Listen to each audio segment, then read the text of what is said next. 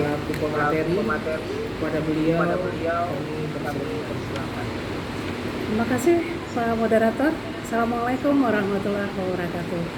Selamat pagi anak-anakku sekalian. Selamat pagi Bapak dan Ibu, orang tua siswa. Jika Bapak Ibu ikut menyaksikan jalannya kegiatan bersama ya. Saya ucapkan selamat datang di acara masa ta'aruf siswa baru madrasah tahun pelajaran 2020-2021. Semoga anak-anak semuanya, semoga kita semua selalu dalam keadaan sehat walafiat. Baik, Bapak Ibu, anak-anakku sekalian, seperti biasa izinkan saya memperkenalkan diri, karena kata orang tak kenal maka tak sayang, tak sayang maka tak cinta. Kalau di kampus itu saya tak cinta maka tak lulus gitu mahasiswanya. Baik, nama saya Lena Roza. Bisa dilihat di slide kedua. Nama saya Lena Roza. Pendidikan saya terakhir pendidikan bahasa dan sastra Inggris untuk S2-nya, pasca sarjananya. Kemudian juga pendidikan bahasa Inggris untuk S1-nya. Saya lulusan atau alumni Universitas Negeri Surabaya, Surabaya State University tahun 2006. Wow. Pengalaman tentunya karena saya sudah duluan lahir ya daripada anak-anakku sekalian ya. Pengalaman cukup saya bagi dua saja yang paling berkesan ini ya, yang dominan, yang mempengaruhi hidup saya.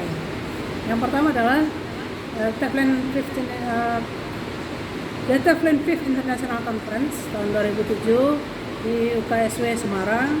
Kemudian Teflon itu adalah konferensi bahasa Inggris internasional, Teaching of English as a Foreign Language. Kemudian yang kedua tahun 2008 diadakan oleh Syarif Hidayatullah Jakarta. Yang ketiga Teflon ke-8 diadakan oleh Universitas Ahmad Dahlan Yogyakarta.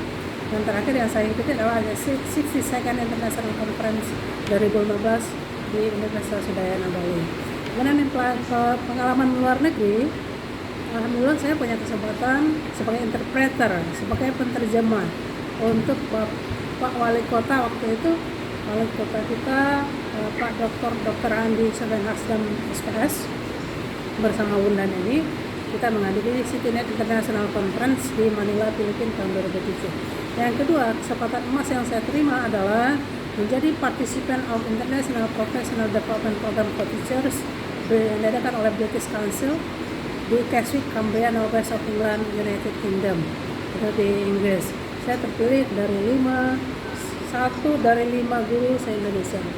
Ya, alhamdulillah inilah yang membawa pengalaman ini yang membawa hidup saya sampai sekarang. Alhamdulillah semakin banyak we enjoy our life ya.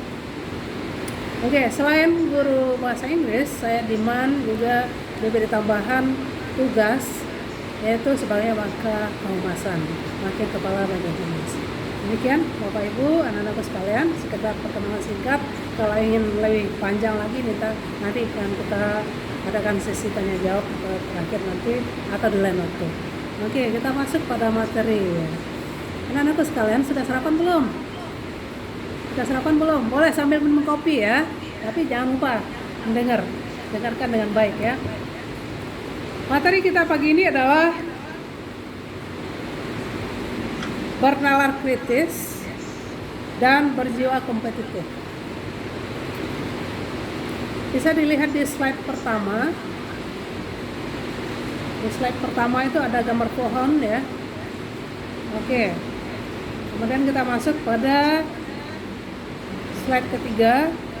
Bagi yang sudah mendapatkan materi sebelumnya, critical thinking. Kita berbicara tentang critical thinking. Yang terbayang apa? Yang tergambar apa? Yang tergambar kok abstrak banget ya, kok berat banget gitu, mikir gitu ya. Tapi ada juga yang menganggap bahwa critical thinking adalah orang-orang yang suka mengkritik. No way ya, bukan itu maksudnya. Critical thinking tidak sama dengan mengkritik. Tapi critical thinking adalah bagaimana kita berpikir logik, masuk akal. Ya, nanti akan kita bahas selanjutnya. Oke, menurut Michael Striven dan Richard Howell, pada konferensi internasional ke-8 tahun 1987, Berpikir kritis adalah proses aktif untuk menganalisis informasi yang didapat sehingga hasilnya dapat kita gunakan sebagai panduan dalam bertindak. Itu menurut si Michael Shriven dan Richard Hall. Jadi, next please. Berpikir kritis itu merupakan proses. Proses apa? Pertama adalah proses identifikasi. Identifikasi dari permasalahan-permasalahan yang kita hadapi. Ya, ingat anakku sekalian, dalam hidup kita selalu dihadapkan pada masalah. Kita selalu dihadapkan pada masalah atau isu.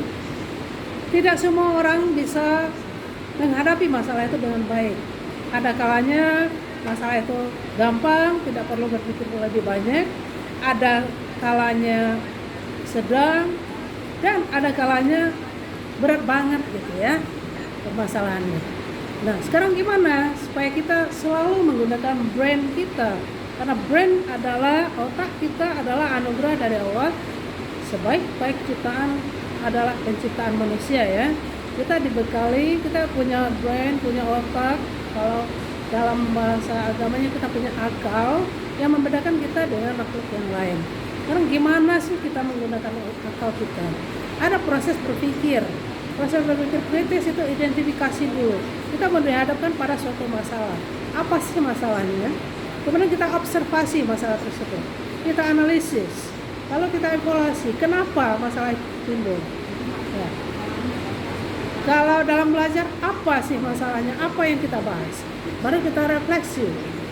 Refleksi itu kita tinjau ulang lagi ya. Kita lihat dari A sampai Z lagi, kita putar lagi. Nah, sehingga orang yang berpikir kritis selalu menyikapi permasalahan dengan rasional. Dengan rasional itu masuk akal ya. Kemudian ada empatik. Empatik itu dalam dirinya sendiri. Apa itu empatik? Empatik adalah kemampuan untuk bisa mengerti atau memahami apa yang dirasakan oleh orang lain. Jadi ada rasa emosional kita di sana, ada emotion ya. Rasa peduli kita terhadap orang lain itu dimaksud dengan empati. Nah, dengan berpikir kritis ini kita punya curiosity. Curiosity itu rasa ingin tahu. Kalau kita sudah punya rasa ingin tahu, tentu kita lebih banyak belajar. Kita lebih banyak membaca. Kita jadi active learner di sini. Ya, kita lebih orang yang ingin tahu sesuatu, tentu dia berusaha untuk mencari tahu kenapa dan bagaimananya. Oke, Mami, next. Ya, so harus ada prosesnya, ada 5. Kemudian kenapa sih kita butuh berpikir kritis? Wow, dengan berpikir kritis kita punya kebebasan dalam berpikir dan punya kepemilikan 100% atas keputusan yang kita ambil. So we are a decision maker. Kita yang menentukan. Jadi tidak ada lagi orang yang akan kita salahkan. Kenapa? Karena kita yang menentukan, kita yang memutuskan. We make a decision. So we are a decision maker. Yang kedua, dengan berpikir kritis, kita memiliki rasa percaya diri dengan opini dan pemikiran yang objektif, karena kita sudah mencoba mereduksi bias yang kita miliki. Artinya apa? Kita semakin pede, kita semakin percaya diri. Dan selanjutnya adalah menjadi lebih open-minded. Kita open-minded karena aware akan argumen atau ide lain yang bisa juga sama atau sama-sama validnya. Open-minded apa maksudnya? Kita terbuka, kita menerima pendapat orang lain yang mungkin sama dengan kita ataupun akan berbeda, gitu ya. Kemudian dengan berpikir kritis akan terbuka nuance kita. Kita bisa memahami, ada comprehending di situ, atau meningkatkan functional literasi kita, kemampuan kita memahami, mengidentifikasi suatu masalah. Kita diberi kesempatan untuk memahami apa yang disampaikan oleh si pembicara. Oke.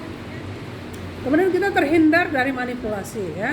Di dalam media itu ada namanya penipuan, Ponzi scheme, piramid scheme, bahkan berita palsu yang biasa kita sebut dengan hoax. Oke. Nah, di dalam chatting misalnya, kita biasa chatting ya, komunikasi tertulis dengan teman kita. Kelemahannya apa? Kita bisa sering, bahkan sering ya, kita salah misinterpretasi, misunderstanding. Ya, kita salah pengertian, salah memahami apa yang disampaikan oleh si pembicara. Kenapa? Karena dalam pembicaraan, dalam komunikasi sebenarnya kita punya intonasi. Seperti ini ibu nih, ibu lagi ngomong, ibu ada intonasinya ya. Kita harus ada intonasi dan ada gesture. Gesture itu apa? Gerak-gerik tubuh yang kita gunakan di saat kita berbicara. Kita nggak bisa lihat mulutnya seperti apa kalau ngomong. Apakah dia bilang oh itu seperti apa? Kalau dia tertulis, kalau dalam chatting. Nah, itulah kita harus berpikir kritis terhadap apa yang sedang dibahas. Next please. Next Pak.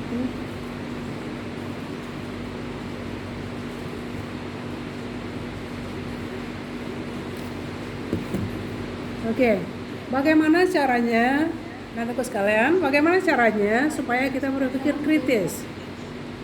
Pertama, berpikir objektif dan seadil mungkin terhadap suatu topik atau isu.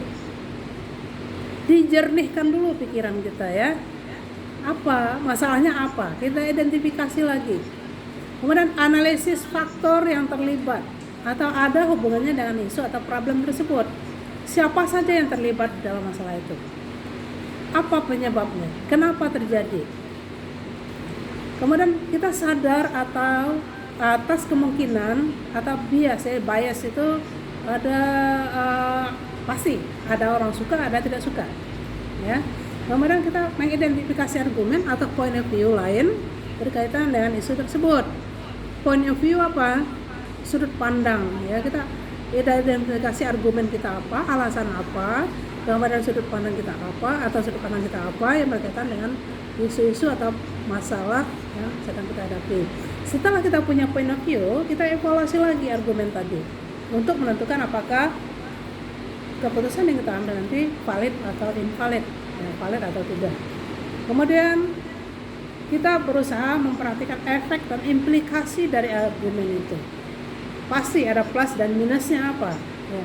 Menurut Jordan Peterson, yaitu Professor of Psychology, seorang ahli psikologi, mengatakan bahwa untuk melatih cara berpikir kritis kita adalah dengan menulis. Melalui menulis sangat membantu otak kita untuk lebih berpikir secara kritis dan sistematis. Tidak seperti benang kusut yang numpuk semua di kepala kita. Dan kita terlatih untuk menyambungkan apa yang ada di kepala kita. Ingat pelajaran bahasa Indonesia atau bahasa Inggris, Anda disuruh membuat paragraf ya. Kalau membuat paragraf itu kan harus ada main idea ya, ada ide pokoknya, ada pokok pikiran utamanya. Itu harus ada. Kemudian pokok pikiran itu didukung oleh ide-ide pendukung yang dalam bahasa Inggris kita sebut dengan supporting idea. Baru ada penjelasannya, ada contohnya. Baru lanjut ke paragraf kedua. Paragraf kedua itu harus ada kesinambungan antara paragraf pertama dan kedua, gitu. Ada berkaitannya. Itu namanya cohesion and coherence ya, dalam bahasa Inggris ya. Nah, dengan melatih menulis, banyak menulis, otomatis ada sistematis pemikiran kita di situ. Jadi tidak seperti benang kusut dia bilang tadi ya, numpuk semua. Tapi ada terurai dengan sistematis. Kita berpikir secara sistematis dengan menelaah. Tentunya kita melakukan dalam proses tadi ya. Yang pertama ada identifikasi, yang kedua observasi, yang ketiga analisis, evaluasi dan refleksi kembali. Kita tinjau ulang gitu refleksinya. Oke. Next, Pak.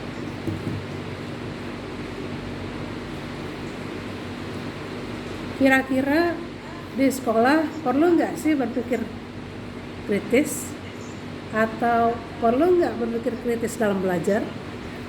Gimana anak-anakku sekalian? Perlu apa enggak? Belum ada responnya nih. Halo?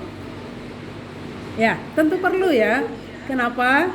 Berpikir kritis membantu kita untuk mengevaluasi informasi yang kita terima saat belajar.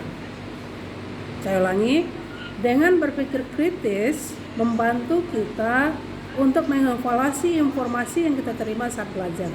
Kemudian membantu kita terbiasa untuk bertanya. Bayangin anak-anak sekalian pagi di dalam kelas. Bapak Ibu guru sedang memberikan materi. Tentunya anak-anak tahu apa yang sedang dibahas. Di awal pembelajaran pasti gurunya hari ini anak-anak kita akan membahas teks naratif misalnya ya. Jadi di dalam kepala kita sudah mulai timbul pertanyaan, apa yang dibahas oleh guru? Apa yang akan kita pelajari? Nah, setelah guru menjelaskan, kita runut, kita identifikasi dari awal, kita amati gurunya menjelaskan, jangan tidur ya. Kemudian terakhir kita dapat kesimpulan bahwa naratif ini seperti ini, ada alurnya gitu ya, teks naratif ada orientation, ada complication, dan ada resolution dan sebagainya. Itu contohnya ya. Kemudian kalau tidak mengerti tentunya kita akan bertanya. Di situ terjadi ada interaktif, ada interaksi antara guru dan siswa. Ya, atau nanti ada diskusi antara siswa dan siswa. Gurunya sebagai fasilitator. Itulah ya gunanya kita berpikir kritis. Kelas yang aktif dengan tanya jawab dan diskusi membuat kita menjadi paham pada materi yang sedang dipelajari. Oke, begitu anak-anakku sekalian. Kemudian next please.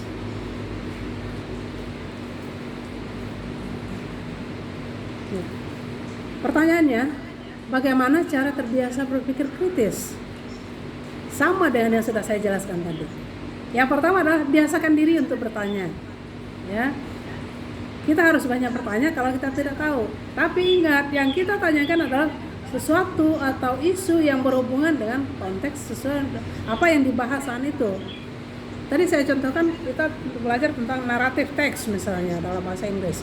Ya pertanyaan kita ya berkisar dari naratif teks tersebut. Bangun fondasi ilmu pengetahuan. Bagaimana caranya? Tentunya dengan banyak membaca.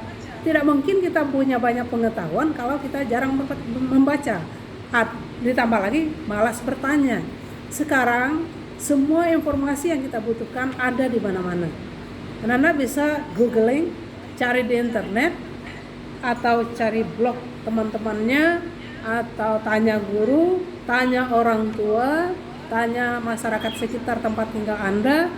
Siapa saja bisa jadi guru, di mana saja adalah sekolah ya. Itu yang disebut dengan merdeka belajar kalau saat ini. Kemudian sering berdiskusi dengan teman atau kelompok. Jangan malu bertanya atau berdiskusi, karena selain lebih paham, cara ini menghindarkan kita agar tidak percaya informasi begitu saja. Kita tidak terjebak pada skim tadi ya, yang saya sebutkan tadi, ada berita hoax dan segala macam. Kenapa? Karena kita sudah melalui proses berpikir kita itu tidak sama dengan orang yang tidak sekolah. Kita sudah analisis pertama, sudah observasi, sudah evaluasi, sehingga kita menghasilkan satu keputusan yang betul-betul sesuai dengan ilmu yang kita miliki. Kita memutuskan suatu hal, mengambil keputusan, kemudian memahami apa topik pembicaraan sesuai dengan ilmu dan experience yang sudah kita miliki. Next.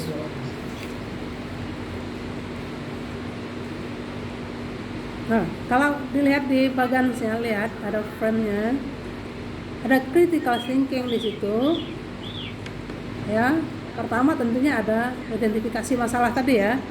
Kita identifikasi apa, ada apa, what's wrong, what happened, ya what's up, ada apa. Lalu kita berpikir, kita ikuti siklus yang tadi, ada 5 siklus tadi. Kita udah identifikasi nih, ini ada masalah. Terus kita observasi, kenapa ada masalah ini? Kita analisis, apa penyebabnya? Siapa saja yang terlibat dalam masalah ini? Lalu kita pikirkan solusinya. Ya, kita evaluasi, kenapa masalah ini terjadi? Ya. Terus apa yang harus kita lakukan? Apa yang harus kita lakukan itu namanya dalam solution.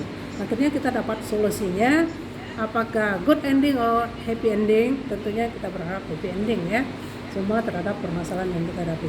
Tidak hanya terbatas di sekolah, ya dimanapun kita berada, yang namanya kita hidup pasti akan selalu menghadapi masalah. Tidak ada orang hebat, tidak ada orang pintar kalau tidak pernah menghadapi suatu masalah. Next Pak.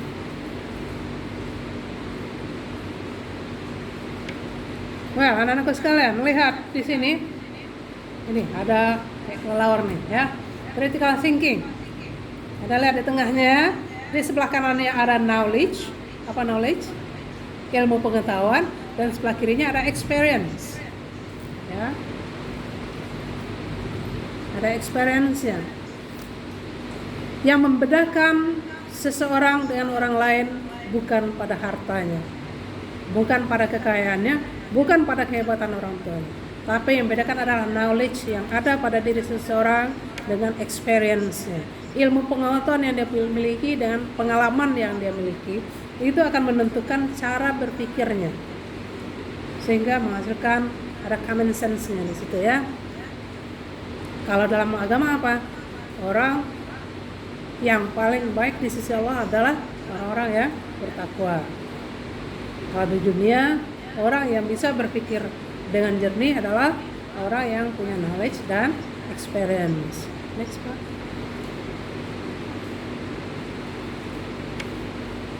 Wah, berpikir kritis ini merupakan keterampilan abad 21 yang sangat dibutuhkan saat ini ya.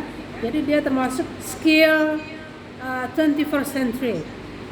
Sebagaimana yang disampaikan oleh The World Economic Forum, bahwa berpikir kritis akan menjadi skill paling dicari nomor 2 di dunia kerja pada tahun 2020 ya, atau di abad 21 ini, setelah kemampuan menyelesaikan masalah-masalah yang kompleks. Jadi itulah anak-anakku sekalian, kenapa ada materi berpikir kritis? Ya, kita mengajak anak-anakku sekalian agar nyambung nanti bagaimana pembelajaran di SD, di SMP, apa bedanya sih dengan pembelajaran di SLTA. Itu gunanya berpikir kritis. Next. Halo, masih sehat ya, masih segar? Kita lihat gambar ibu satu lagi. Berpikir kritis, perlu nggak sih? Adakah kaitannya dengan berjiwa kompetitif? Ada nggak? Ada nggak korelasi atau hubungan antara berpikir kritis dengan berjiwa kompetitif? Ada nggak? Pasti ada ya. Kenapa? Orang yang berpikir kritis tadi apa? Orang yang sudah punya knowledge, punya ilmu pengetahuan, dan punya pengalaman. Dari mana dia dapat itu? Dari banyak membaca, banyak belajar, banyak bertanya, banyak diskusi. Otomatis dia punya jiwa kompetitif. Jiwa kompetitif itu apa? Daya saing dia. Dia punya jiwa untuk bersaing bahwa I want to be the best. Ya, I must be the best one in my class. Saya harus menjadi anak terbaik, baik itu di kelas ataupun di rumah. Kalau dia perempuan, saya ingin menjadi anak yang solehah gitu ya, anak yang soleh kalau yang putranya, dimanapun berada. Anak yang soleh itu betul-betul tidak neko gitu. Jadi ada jiwa kompetitifnya di situ. Kalau orang hanya datar aja hidupnya, itu dia tidak punya jiwa kompetitif. Sebaliknya, orang yang tidak punya jiwa kompetitif, dia berarti tidak bisa menggunakan brainnya, tidak bisa menggunakan akal sehatnya untuk berpikir kritis. Oke? Itu korelasinya. Kemudian hubungannya di sekolah seperti apa? Konkretnya, next please. Nah, kalau dalam belajar itu ada namanya penilaian, ya, adalah proses pembelajaran. Menurut taksonomi Bloom atau Benjamin Bloom, tingkat pemikiran kognitif kita itu ada level rendah, ada level tinggi. Yang level rendah ini Anda dapatkan mulai dari playgroup, mulai dari SD sampai SMP. Nah, SMP kadang-kadang juga sudah ada sedikit di atas itu, yaitu yang awal itu adalah mengingat ya. Misalnya nih kita belajar cara sholat ya, kita belajar cara sholat dalam agamanya, kita disuruh menghafal surat-surat pendek ya kan, kemudian kita memahami bagaimana caranya melakukan sholat, baru kita gunakan, aplikasikan gitu. Itu tingkat ketiga adalah mengaplikasikannya, kita gunakan, kita praktekkan ketika kita sholat ya. Ayat-ayat yang kita hafal tadi kita pahami, baru kita belajar gerakan sholat itu seperti apa, baru kita aplikasikan maksudnya itu kita gunakan, kita lihatkan dalam prakteknya. Itu anak-anakku sekalian, itu masih level rendah sebenarnya. Jadi kalau suatu saat nanti kalau di sekolah ada guru agamanya suruh menghafal ayat sekian, surah Al-Quran, surah sekian sampai ayat sekian, lalu Anda merasa terbebani, berarti Anda level berpikirnya masih sangat rendah. Kenapa? Karena mengingat, memahami, mengaplikasikan itu masih level rendah. Tapi kalau di bawah itu berarti terlalu rendah. Very low is the lowest level ya. Kemudian begitu anak-anak masuk SMP itu udah mulai menganalisis. Analisis sebuah gambar, observasi gambar. Ini apa yang ditanya di dalam soal misalnya. Ya. Kemudian setelah itu ada masuk SLTA, itu mulai mengevaluasi. Setelah itu mulai menciptakan. You create something. Kalian berpikir lebih banyak. Nah, berpikir itu tidak hanya sekedar berpikir tadi ya, harus ditunjang dengan ilmu pengetahuan dan experience. Ilmu pengetahuan didapat dari mana? Dari banyak membaca dan boleh banyak menonton TV. Tapi yang ditonton adalah berita-berita ya, atau Discovery Channel gitu ya. Jangan selalu menonton film India, nanti hasilnya nehi-nehi dan dapcus saja yang Anda dapat. Oke, nanti ada C1, C2, C itu maksudnya kognitif. Ini kalau di sini sudah kreasi itu, create itu udah C6. Maka di dalam soal itu Anda mengenal ada soal HOTS gitu. Ada MOTS, ada LOTS. LOTS itu low order thinking skill, cara berpikir yang rendah. MOTS itu middle atau cara berpikir menengah, itu soalnya sedang tingkat kesulitannya. Nanti ada soal yang HOTS itu membutuhkan high order thinking skill, memerlukan cara berpikir yang tinggi. Nah, itu sudah mengevaluasi dan berkreasi nanti di sana ya. Itu tingkat-tingkat pemikiran kalau dalam belajar. Jadi kalau nanti dihadapkan pada permasalahan atau soal yang seperti itu, berarti kita udah mulai menggunakan brain kita, lakukan proses 5 tadi, identifikasi, observasi, analisis, evaluasi, dan refleksi. Begitu anak-anakku sekalian.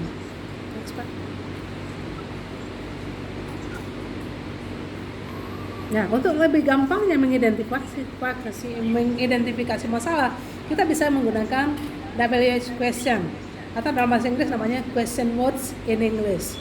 So, what are they? Ada 5 W, 1 H. W itu bacaannya apa?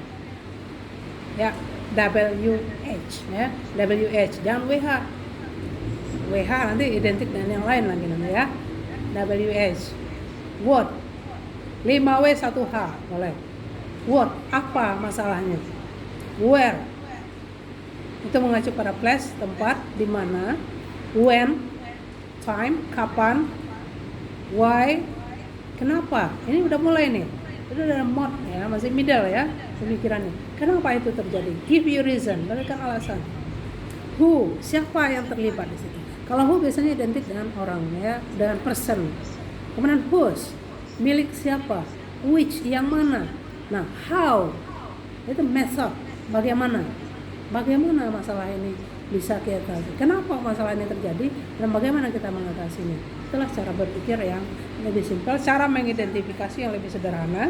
Gunakan WH question atau 5W 1H ya. Oke. Next please. Ya, sambil minum anak-anakku sekalian. Boleh sambil minum. Well, ada hubungannya dengan champion di sini. Siapa champion? Siapa pemenang? Pemenang adalah orang-orang tentunya yang tadi berpikir kritis, kemudian punya jiwa kompetitif.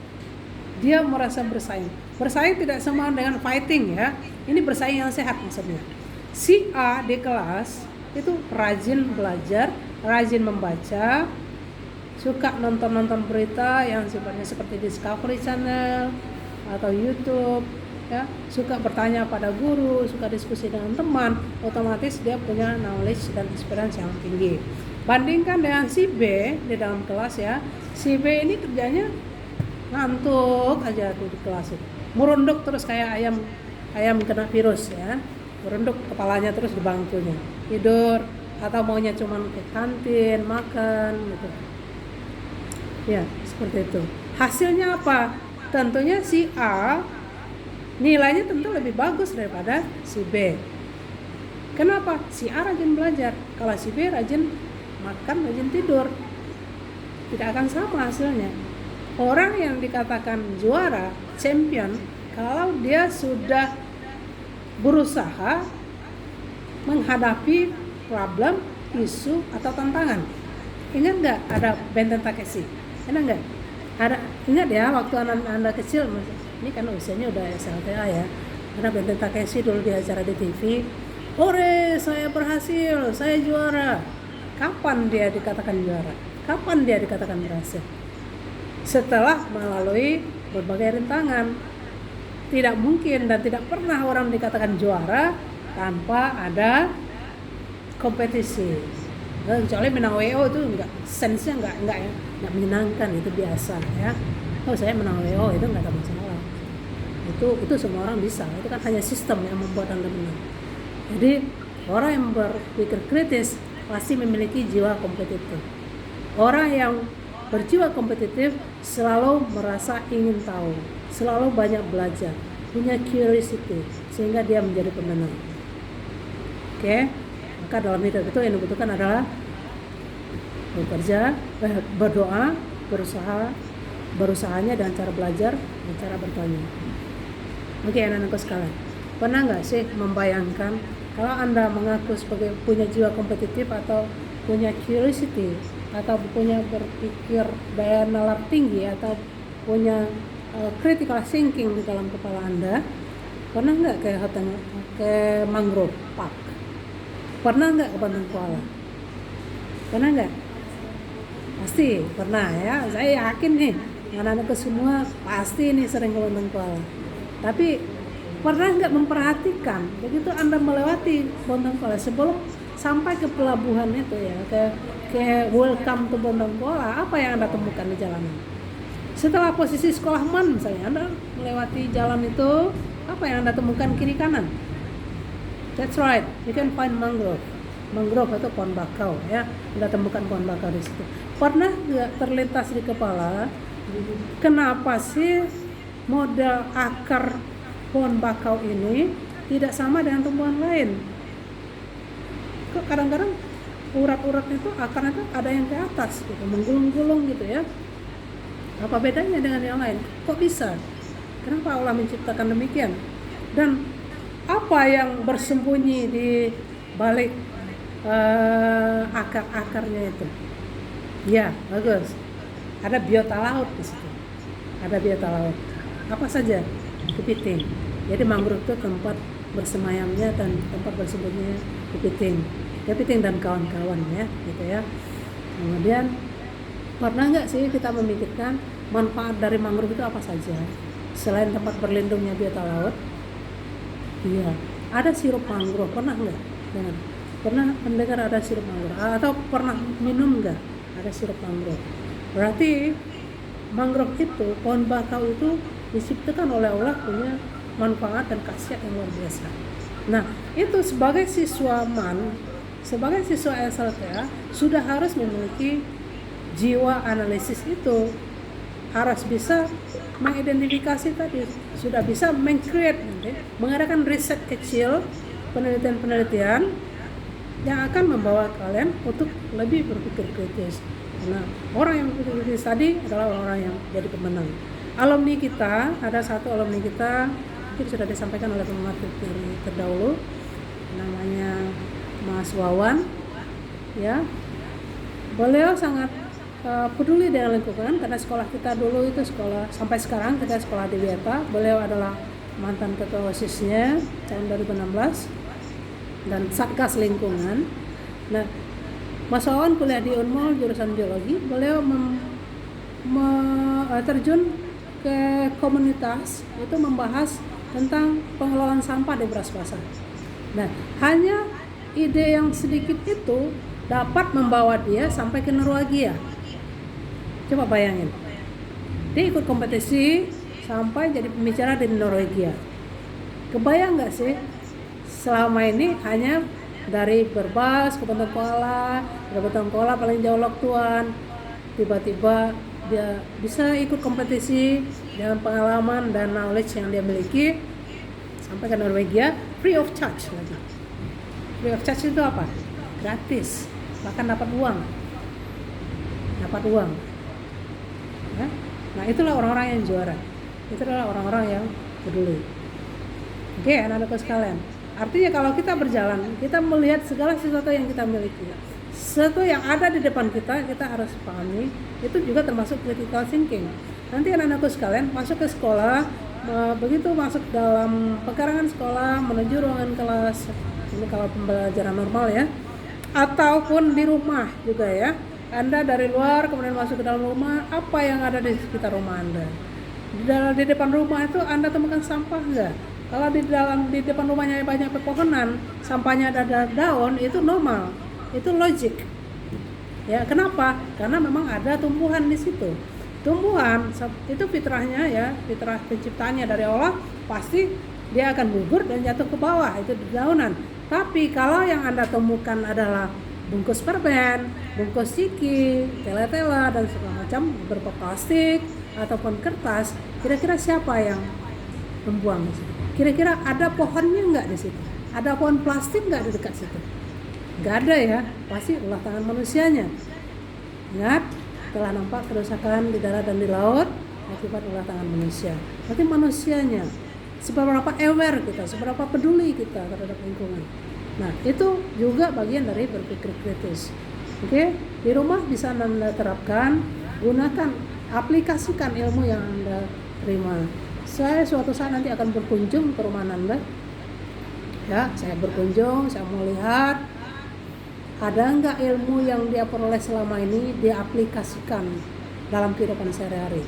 Apakah selalu mengurusin rumahnya masih ibunya? Jadi ibunya identik dengan jadi pembantu di sini. Padahal rumah adalah tempat kita bernaung, tempat kita merasakan surga gitu ya. Dan anak-anak sekalian, untuk menguji apakah Anda berpikir kritis, saya berikan 4 soal. Next 4 soal. Ada 4 soal yang harus Anda jawab nanti. Soal pertama adalah, tahukah Anda apa itu lingkungan? Boleh dicatat ya, atau lihat di slide-nya bisa ada. Yang kedua, apa 3 hal yang menyebabkan kerusakan lingkungan? Yang ketiga, mengapa banyak orang tidak peduli dengan lingkungan? 4, jika pembelajaran normal di sekolah nanti, apa yang akan Anda lakukan untuk kelestarian lingkungan Anda? Ya, lingkungan sekolah. Itu 4 pertanyaan untuk melatih berpikir kritis. Ingat, gunakan tadi apa? Berapa?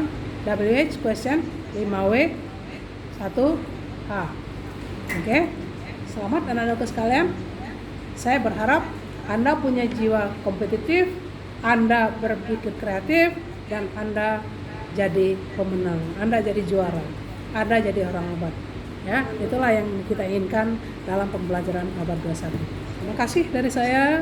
Kalau ada pertanyaan nanti akan kita lanjutkan dengan sesi berikutnya. Demikian, Pak Moderator.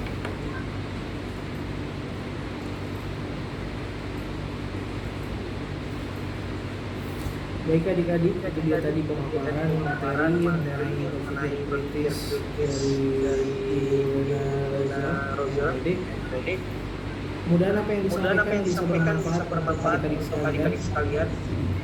Mungkin karena waktu yang tidak memungkinkan dan kita harus lanjut ke materi selanjutnya karena kebetulan materi selanjutnya itu tidak dalam lingkungan berhutang, jadi mau tidak mau kita harus memobilisir waktu.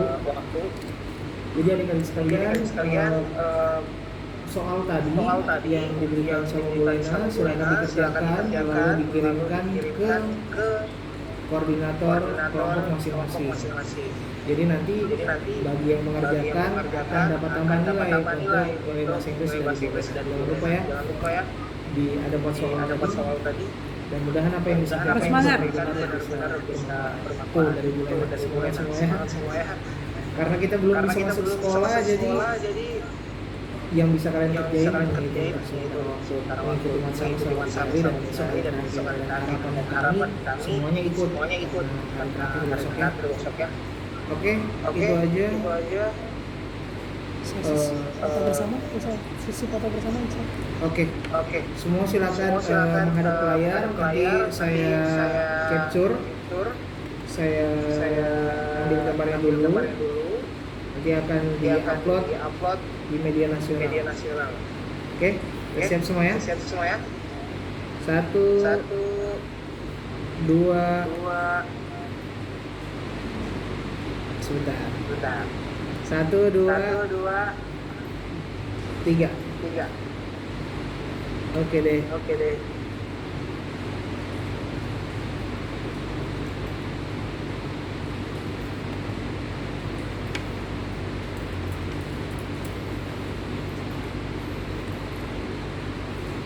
semua. Ya, siapa tahu ada yang mau nyapa teman-teman juga. Jangan lupa bahwa kalian nggak sendirian, ada teman-teman kalian juga yang ikut main. Itu tadi saya udah lihat juga forum chatnya juga aktif.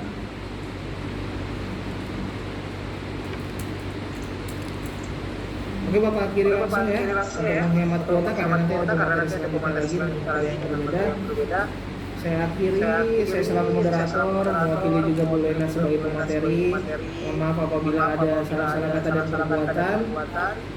Wabillahi taufiq wal hidayah. Wassalamualaikum warahmatullahi wabarakatuh. Waalaikumsalam warahmatullahi wabarakatuh. Tetap semangat anak-anakku sekalian. Bye. Ya Bu. Bye. Terima kasih Bu. Ya, sama-sama. See you. Sampai jumpa. Oke. Aduh.